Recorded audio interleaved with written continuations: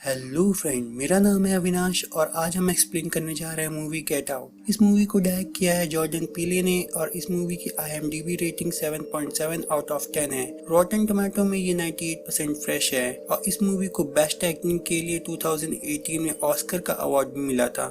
इस मूवी को स्टार्ट करने से पहले मैं बता दूं कि आप इस मूवी की एक्सप्लेनेशन एकदम ध्यान से सुनिएगा ताकि आप कोई भी पॉइंट मिस ना कर जाएं। तो बिना समय गवाए मूवी को शुरू करते हैं।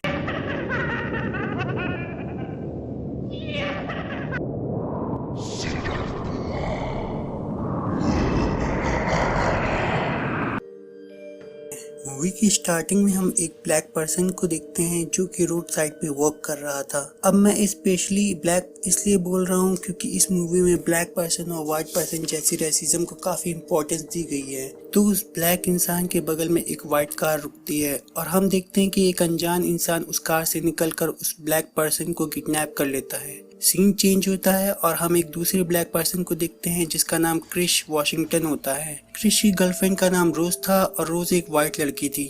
बाय प्रोफेशन क्रिश एक फोटोग्राफर था और रोज बताती है कि क्रिश उसका पहला ब्लैक बॉयफ्रेंड है। रोज चाहती थी कि क्रिश उसकी फैमिली से मिले पर क्रिश थोड़ा सा नर्वस था क्योंकि रोज की फैमिली नहीं जानती थी कि वो एक ब्लैक पर्सन है। अब रोज के पेरेंट के घर जाने से पहले क्रिश अपने फ्रेंड रॉड को कॉल करता है ताकि वो उसके कुत्ते सिड का ख्याल रख सके जो पुलिस डिपार्टमेंट में काम कर रहा था। रोज अपनी कार में क्रिश को अपने पेरेंट्स के घर ले जाती है। रास्ते में उसकी कार एक हिरन से टकरा जाती है और उस टक्कर से हिरन की वहीं पे मौत हो जाती है।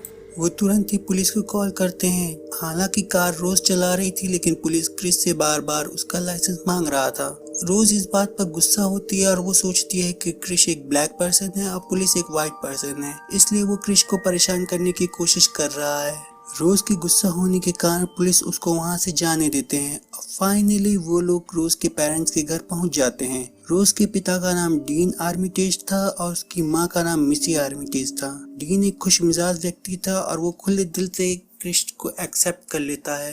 डीन तो ये भी बोलता है कि तीसरी बार भी वो ओबामा को ही वोट देता क्योंकि उसके हिसाब से ओबामा एक बेस्ट प्रेसिडेंट थे। बातों बातों में हमें पता चलता है कि डीन एक न्यूरोसर्जन था और मिसी एक साइकाइट्रिस्ट। रोज का छोटा भाई भी था जिसका नाम जर्मी था और वो भी अपने पिता की तरह मेडिसिन की पढ़ाई कर रहा था। डीन क्रिश को अपने घर दिखाता है जो कि बहुत ही आलीशान होता है और शहर से काफी दूर होता है। क्रिश नोटिस करता है कि वहाँ 2 नौकर थे और दोनों ही ब्लैक पर्सन थे। अब इससे पहले कि क्रिश कुछ सोच पाता, डीन खुद ही उसको बोलता है कि ये दोनों सर्वेंट उसके माँ बाप का ख्याल रखते थे और उसकी मौत के बाद डीन ने उन दोनों को यहाँ रख लिया है क्योंकि उनके पास जाने की कोई जगह नहीं थी। डीन क्रिश को बताता है कि 1963 ओलंपिक मैराथन में उनके डैड सेकंड आए थे क्योंकि फर्स्ट आने वाले इंसान का नाम था जेसन डीन्स और वो एक ब्लैक पर्सन था। सब कुछ एकदम नॉर्मल दिख रहा था। हम लोग नोटिस करते हैं कि रोज की फैमिली क्रिश को कुछ ज्यादा ही पसंद कर रही थी और उनके घर के नौकर वाल्टर और जॉर्जिना कुछ एबनॉर्मल सा बिहेव कर रहे थे और क्रिश भी इस बात को नोटिस करता है। उसी रात को रोज का छोटा भाई जर्मी भी डिनर के लिए आता है और डिनर टेबल पर सभी लोग बैठे होते हैं। जर्मी क्रिस से कुछ लगातार रेसिस्ट वाली बातें किया जा रहा था। वो कहता है कि क्रिस को स्पोर्ट्स क्यों पसंद है, उसका शरीर तो इतना अच्छा और ताकतवर है, उसे तो जूडो सीखना चाहिए और वो उसे जूडो के लिए चैलेंज करता है। मिसी जर्मी को कमरे में जाने के लिए बोलती है और नेक्स्ट सीन में हम क्रिस और रोज को एक कमरे में देखते हैं। रोज एकदम गुस्से में होती है कि उसका भाई क्रिस से इतनी बुरी तरह से बिहेव क्यों कर रहा है जबकि उसके माता पिता उससे अच्छे से बिहेव कर रहे थे। क्रिस इन सब बातों को हल्के में लेता है और फिर दोनों सोने चले जाते हैं। उसी रात क्रिस की नींद खुलती है और वो स्मोकिंग करने के लिए बाहर जाता है। वहाँ वो उस घर के सर्वेंट वॉल्टर को बहुत तेजी से अपनी तरफ दौड़ते हुए दिखता है और जैसे ही वो उसके पास आता है वॉल्टर अपना डायरेक्शन चेंज कर लेता है और जॉर्जिना भी अपने कमरे में खुद को बहुत ही एबनॉर्मल तरीके से देख रही थी। क्रिस फौरन ही अपने कमरे के अंदर आ जाता है। उस समय रोज की माँ मेसी एक चेयर पे बैठी हुई दिखाई देती है। मेसी क्रिस को अपने पास बैठाती है और वो उसे बोलकर हिप्नोटाइज करने लगती है कि इस प्रोसेस से उसकी सिगरेट पीने की आदत एकदम से छूट जाएगी।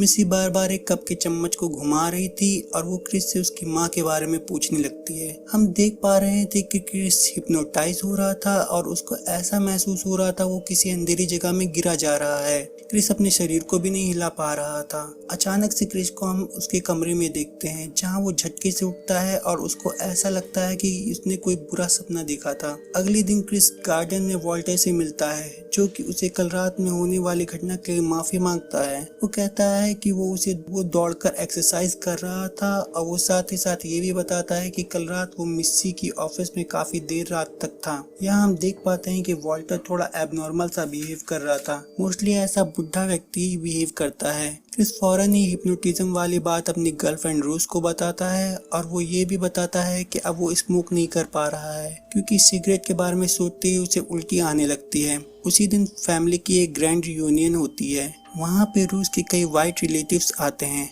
जाहिर सी बात है क्रिस इतने वाइट लोगों के बीच थोड़ा सा अजीब लग रहा था, लेकिन वो इस सिचुएशन को अच्छे से हैंडल करता है। ये सभी वाइट पर्सन क्रिस के साथ अजीब सा बिहेव कर रहे थे। जैसे कभी वो क्रिस की बॉडी को टच करते हैं, कभी उसकी बॉडी को टच करके उसकी तारीफ करते हैं और पूछते हैं कि वो अपनी बॉडी को इतना मेंटेन कैसे रखता है, और वो उससे पूछता है कि क्या वो गोल्फ खेलता है। अब ये सब कुछ अजीब लग रहा था और ऐसा सवाल केवल वही लोग पूछ रहे हैं तो जो काफी बूढ़े थे। क्रिस को पार्टी में फाइनली एक ब्लैक पर्सन दिखता है जिसका नाम एंड्रू लोगन किंग था, लेकिन एंड्रू भी थोड़ा अजीब सा बिहेव कर रहा था। उसने एक बूढ़े व्हाइट पर्सन की तरह ड्रेस स्टाइल कर रखी थी और उसके बातचीत का करने का तरीका भी एकदम अलग था, जैसे एक व्हाइट लोग बोलते हैं। और उसकी वाइफ भी उससे 30 साल बड़ी थी जो कि एक व्हाइट लेडी थी।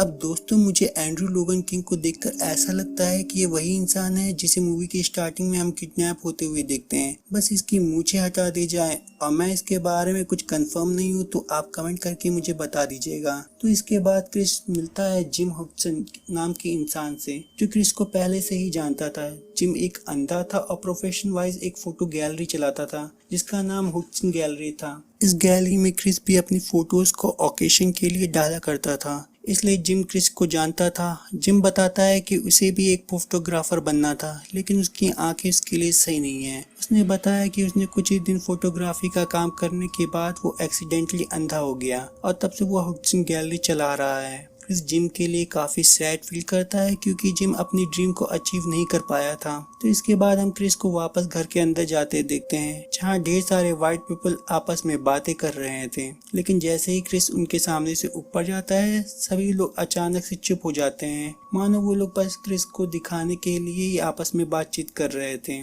जब क्रिस अपने कमरे में पहुंचता है तो उसे अपना फोन चार्जिंग से डिस्कनेक्ट दिखता है, जिसके कारण वो फोन स्विच ऑफ हो जाता है। गुरु उसको बोलता है कि ये जरूर जॉर्जिना ने किया होगा क्योंकि जॉर्जिना क्रिस को हेट करती है। उसके बाद क्रिस अपने फोन को चार्ज में लगाता है और अपने फ्रेंड रॉड को कॉल करता है। वो रॉड को बताता है कि कल रात रोज की मदर ने उस पर हिप्नोटाइज किया था और यहाँ जितने भी ब्लैक पर्सन हैं वो दिखते तो यंग है लेकिन उसके हाव भाव से बुड्ढों की तरह लगते हैं। रॉड क्रिस को जल्दी से वहाँ निकलने के लिए बोलता है। उसे लगता है कि व्हाइट लोग ब्लैक लोग को हिप्नोटाइज करके उसे अपना नौकर बना लेते हैं। क्रिस फोन पर बात ही कर रहा होता है कि अचानक वहाँ जॉर्जिना आ जाती है और वो क्रिस से माफी मांगने लगती है। वो बोलते ही है कि उसने जानबूझकर फोन को चार्ज से नहीं हटाया था बल्कि सफाई करते वक्त फोन को उठाया तो वायर अपने आप ही डिस्कनेक्ट हो गई। क्रिस जॉर्जिना को माफ कर देता है क्योंकि वहाँ ढेर सारे व्हाइट पर्सन थे और वो थोड़ा नर्वस था। इस बात पर जॉर्जिना को अजीब सा रिएक्शन देते हुए हम लोग देखते हैं। ऐसा लगता है जैसे वो कुछ बोलने की कोशिश कर रही है पर वो बोल नहीं पा रही है क्योंकि उसकी आंखों में आंसू भी आ रहे थे। पर वो बोलती है तो वो एक ओल्ड वुमेन की तरह अलग ही बात बोलती है। ऐसा लगता है कि वो कोई और है और उसके शरीर में कोई और है। क्रिस को थोड़ा सा अजीब लगता है तो वो बाहर लोगन एंड्रू किंग की फोटो लेने के लिए जाता है क्योंकि उसको ऐसा लगता है कि उसने एंड्रू को पहले कहीं देखा है। फोटो लेते वक्त मोबाइल की फ्लैश चमक जाती है और हम एंड्रू का एक्सप्रेशन बदलते हुए देखते हैं। उसके नाक से खून निकल रहा था और वो अचानक से क्रिस पर हमला कर देता है और वो बार बार चिल्लाकर यही कहता है गेट आउट गेट आउट। और सीन को देखकर ऐसा लगता है कि यहाँ कुछ गड़बड़ जरूर है। सभी लोग एंड्रू को एक कमरे में ले जाते हैं जहाँ से निकलने के बाद वो एकदम ठीक हो जाता है और फिर से एक बुढ़े इंसान की तरह जोक मारने लगता है। इस सीन के बाद रोज क्रिस को अपने साथ वॉक पर ले जाती है जहाँ क्रिस रोज को अपने बचपन की कहानी सुनाता है। क्रिस बताता है कि वो एक 11 साल का था तो उसकी मॉम की एक्सीडेंट में डेथ हो गई थी। उस रात उसकी मॉम घर पर नहीं आई थी और वो 911 पर कॉल करने की जगह टीवी देख रहा था क्योंकि उसे टीवी देखना काफी पसंद था। अगर वो अपने मॉम को न आने पर पुलिस को कॉल कर देता तो मॉम की जान बच सकती थी, क्योंकि एक्सीडेंट के कई घंटों के बाद भी उसकी मॉम की डेथ नहीं हुई थी और वो रोड पे ऐसे ही बेहोश पड़ी हुई थी। क्रिस पूरी रात टीवी देख रहा था और उधर उसकी मॉम की डेथ हो जाती है। जब ये सारी बातें हो रही थी तो उधर हम डीन को बिंगो खेलते हुए देखते हैं, लेकिन ये खेल एक ऑक्शन जैसा लग रहा था क्योंकि वहाँ क्रिस की फोटो लगी हुई थी और ऐसा लग रहा था कि क्रिस को वो लोग बेच रहे हैं। इस खेल के विनर थे जिम हॉटसन, जिनका हॉटसन गैलरी था। उसी रात क्रिस एंड्रू लोगन किंग की फोटो अपने दोस्त रॉड को भेजता है, जो तुरंत ही एंड्रू को पहचान के बता देता है एंड्रू का असली नाम आंड्रे हेवर्ड था, जो कई दिनों से मिसिंग था। इस बात को सुनते ही क्रिस तुरंत वहाँ से जाने की सोचता है और क्रिस रोज से उसका सामान पैक करने के लिए बोलता है। जब रोज अपनी पैकिंग करने जाती है तो क्रिस को कपबोर्ड में रोज की कुछ अलग अलग तस्वीरें मिलती हैं, जिनमें से वो कई ब्लैक पर्सन के साथ फोटो थी। इस फोटो में वॉल्टर और जॉर्जिना भी थी, जो कि अब एक सर्वेंट थे।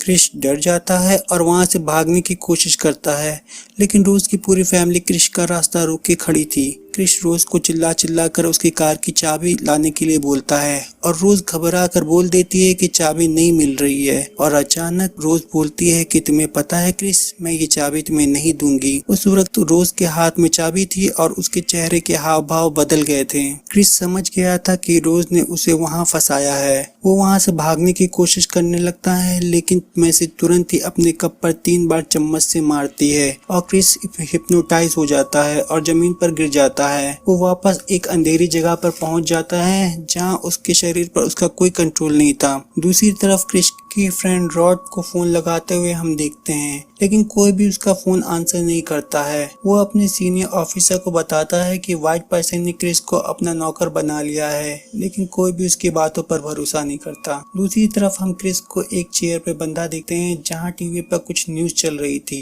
इन वीडियो में हम एक यंग आर्मिटेज को देखते हैं जहां वो कुछ अजीब सी बातें कर रहे थे। फिर अचानक से उस टीवी पर एक कप और स्पून आता है और अचानक से क्रिस बेहोश हो जाता है। अब आप सब यहाँ कंफ्यूज हो रहे होंगे कि ये सब चल क्या रहा है, तो मैं आपको समझाता हूँ। रोज आर्मिटेज फैमिली एक सीक्रेट ग्रुप का हिस्सा थी जिसका नाम था बिहोल्ड द कॉगुला। रोज के दादाजी भी एक न्यूरोसर्जन थे और उन्होंने एक ऐसा मेथड निकाला था जिससे वो एक इंसानी ब्रेन को ट्रांसप्लांट कर सकते थे। इसके लिए पहले उस आदमी को हिप्नोटाइज करना पड़ेगा और फिर उसके ब्रेन का एक ऐसा हिस्सा हटाना होगा जिससे उसका शरीर सारी फिजिकल एक्टिविटी कर पाए, लेकिन उसका ब्रेन का खुद का होने के बावजूद भी अपने आप को ना पहचान पाए। और वो दूसरे व्यक्ति जिसका दिमाग ट्रांसप्लांट करना है, उसके दिमाग का सेम पार्ट उस पहले वाले व्यक्ति के दिमाग में लगा दें, जिससे वो होश आने के बाद उसको ऐसा लगेगा कि वो इंसान कोई और है और उसकी बॉडी किसी और में है। लेकिन पहले वाले इंसान की कुछ इमोशन दूसरे वाले इंसान में रहेंगे, लेकिन इस इमोशन को भी हिप्नोटिज्म से कंट्रोल किया जा सकता है।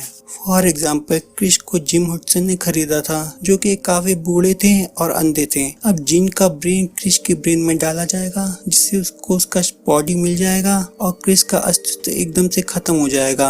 यहाँ से क्रिस सब कुछ देख पाएगा, सुन पाएगा, लेकिन करेगा वही जो जिम चाहेगा। उसको आप ऐसा मान सकते हैं जैसे कि आप टेम्पो में बैठे हो और टेम्पो का ड्राइवर आपकी बात सुनकर टेम्पो को ऑपरेट करता है। तो इससे हमें एक चीज तो क्लियर होती है कि रोज के घर में जो वॉल्टर था वो उसके दादाजी थे और जो जॉर्जिना रोज की दादी थी, बस शरीर किसी और का था। सेम वैसे ही एंड्रू लोगन किंग भी उस ओल्ड वुमन का हस्बैंड था, पर बॉडी किसी और की थी। ये सभी लोग एक सीक्रेट सोसाइटी का मेंबर थे जिसका नाम था बिहोल्ड द क्वागुला, और ये सोसाइटी लोगों को दूसरे यंग बॉडी देकर उनको अमर बना रही थी। Mind blowing concept. इसको ये सारी बातें उस टीवी के जरिए पता चलती है, जिससे जिम खुद आकर उसको बताता है कि अब इसकी बॉडी उसकी होने वाली है। फिर टीवी पर एक कप और स्पून का सीन आता है, जिससे क्रिस फिर से बेहोश हो जाता है। दूसरी तरफ ऑपरेशन की तैयारी शुरू हो जाती है और हम डीन को जिम का शरीर ऑपरेट करते हुए देखते हैं। जर्मी क्रिस की बॉडी लाने जाता है और जर्मी जैसे ही क्रिस का हाथ खुलता है, क्रिस जर्मी पर हमला कर देता है। असल में क्रिस जिस चेयर पर बैठा हुआ था उसकी रुई निकल रही थी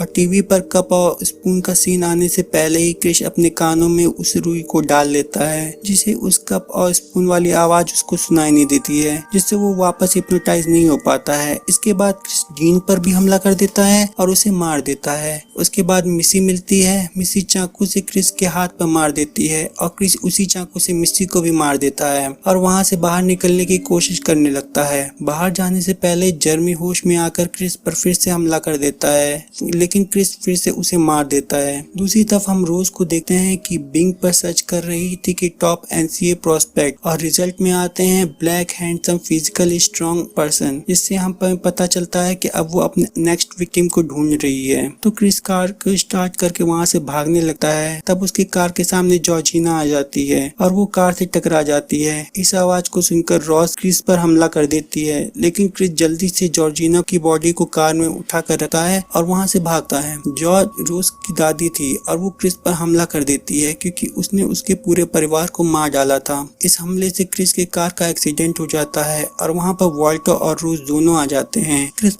वॉल्टर क्रिस पर हमला कर देता है और क्रिस अपने मोबाइल से उसके ऊपर मोबाइल फ्लैश चमका देता है, जिससे वॉल्टर थोड़ी देर के लिए होश में आ जाता है और वॉल्टर रोज से गन लेकर रोज पर ही शूट कर देता है और फिर वो खुद को भी गोली मार देता है। रोज अभी मरी हुई नहीं थी और क्रिस रोज का गला दबाकर मारने की कोशिश करने लगता है। तभी वहां पर हम एक पुलिस की कार को आते हुए देखते हैं और इस कार में क्रिस का दोस्त रॉड होता है, जो क्रिस को वहां से बचाकर ले जाने के लिए आता है। रोज अभी जिंदा ही थी और वहीं गोली खाकर रोड पर पड़ी हुई थी और मूवी यहीं पर खत्म हो जाती है। अब हम बात करेंगे एक खास सवाल की, जिसका जवाब इस मूवी में नहीं दिया गया है, लेकिन मैं अपनी समझ के हिसाब से आपको उसका जवाब दूंगा। तो सवाल ये है कि अगर उन लोगों को एक यंग बॉडी ही चाहिए होती है तो वो ब्लैक पर्सन को ही क्यों ढूंढते हैं? उनका काम तो व्हाइट पर्सन से भी हो सकता था। तो इसका जवाब सिंपल है। रोज के दादाजी ओलंपिक मैराथन में एक ब्लैक पर्सन से हार गए थे। तब से उनका मानना था कि ब्लैक पर्सन फिजिकली स्ट्रांग होते हैं और उनकी जेनेटिक में ही कुछ ऐसा होता है जो इसे स्पेशल बनाता है और उनकी बॉडी भी काफी सॉलिड होती है। तो दोस्तों, आज की वीडियो में इतना ही।